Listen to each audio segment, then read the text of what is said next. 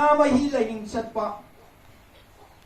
amana madam punamata sanamahi ningjaba sanamahi bu pungning laksinjaraga afabu oina nabagi damakta madam punamata ningjaiba taibang amana mayik mga sinam ningkai makatang sini matangga laining piba laining phangba haiba amsi akhangbaduna pigadorimi khangdabuduna phanggadorimi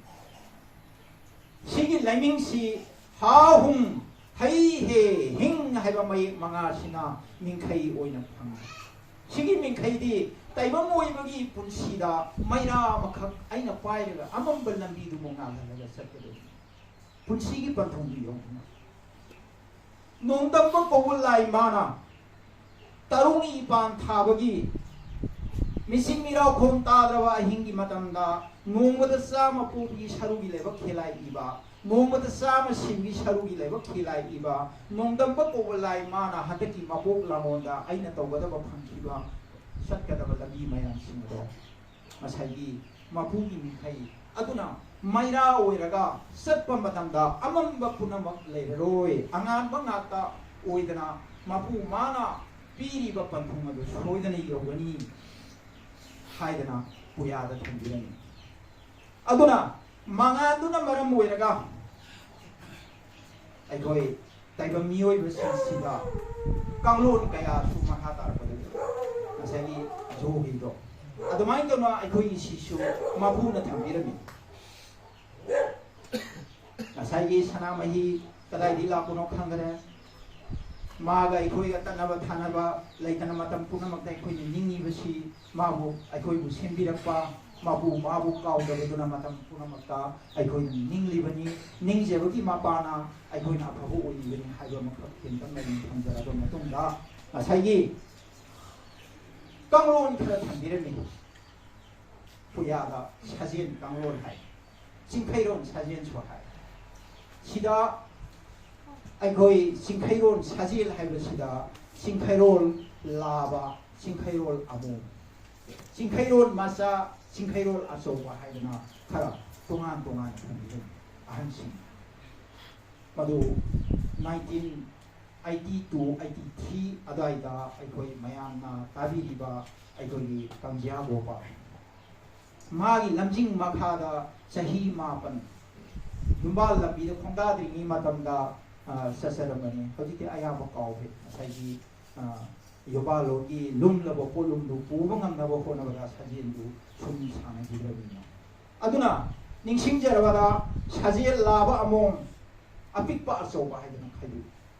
masigi sajin si sanaramdai nongalamdai singkhuri singkhai phiru phulapa matamda ahanbada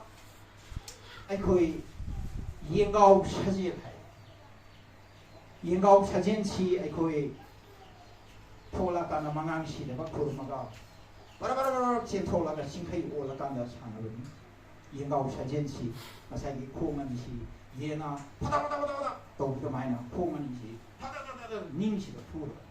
khomani si ningsi da pada phuna phudani si khappaga da sira yengau sajele masal maduna khongkhut ahinga mai khoina potharu ba matamda khongkhut selmilwa singni nori da selmilwa I mayam singadu sagalali mathaupi sima ani subada madu ye loi ba kanda aikoi singkhai khongai hai singkhai on sogdini sanadini sida singkhai khongai haidana matam aikoi khongani si sumaina lepa maga aikoi salong haidara phambi sumai to aduna sidala ibasi yena basi mangda leire singkhai khongai na kana basi thang sina thinba aikoi thang yena basi mangda lei taragadi aikoi kadai di yeng tare mamai di yeng yade makhum di yeng yade hai larik tuda puya da thamira bera magi khoyong maya sida yeng bata di loina urani hai loina khambira wa ngakani adubu sumna kawgiwa lairaga suuna sumning singjawe minit manga mukam dabje hi singjawe aduna ngasai thang sina basin hek thinge torko matam sida ngasai singkai pongai sina sa phanggi matam da ai bok maya si khoidong si makha da leibina magi thang di sat chakhani adui tari ngasai lei hi ba singkai pongai da di sa handola da ai chaw nang thinbe ai singkai ron sajenda singkai ron kanglon da ipa ipuna thamamari akhoi gi di amuk nga ko de hingdawe yadi amuk thinbada yingna ba mai thi pi de yadi aduna singkai ron sajenda yengao saje amadi singkai khongai adu luara kanda akhoi sungdai tai khuru sungdai ni bansi maduna karida nasai gi haksangi leiba singli nori mayam singsi akhoi singdana ba hai kare aduna longna muk tawgani sungda muk lakani adigi sida muk lakani adigi sungda muk lakani haidana tongan tongan mamagi singri akhoi piduk tai nipan si khuri makha singli nori ge ma sumaina tongan tongan ba kanglo magi laining magi oja singna thambiramba joge gi tongan tongan ba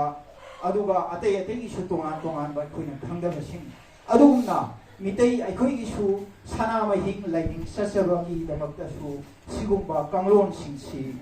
loima naidana laijaba pumna mak singa si aina asi telaba matamda kitang aina khangjaba khara lokatana asi akhoi gi sana ma hing laining isu sumaina lei haibadu khaktangdani aina thamjani si sumaina loiraba matamaduda akhoi ningsha kanglo la makhak sane masai mukhiba songkhiba tawkhiba mayamdo akhoi haksang da lei heart sida thamui sida akhoi masai songba matamde he khakhiba adigi khara to khare handagi ba mayamdo akhoi normen da magi sam satta leina na bagi da makta akhoi na maduda ningsha gi phiduk haiba musu thangirani madugi ningsha gi phiduk tu hek sanaba matamda masai akhoi isada movement khara tawbadi leihiba mayam singsi loina inthar tathara kana magi samsat amada dum leihanba adumaina tawba akhoi sajen kanglon mayam amasu akhoi asi sanamahi lening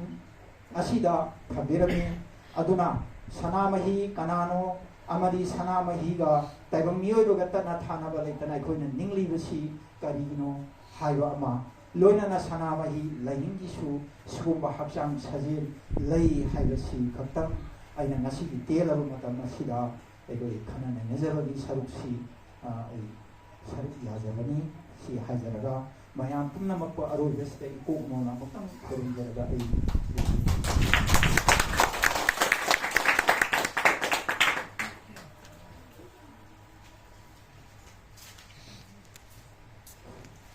yang wajib ekoi lembi apa sanamai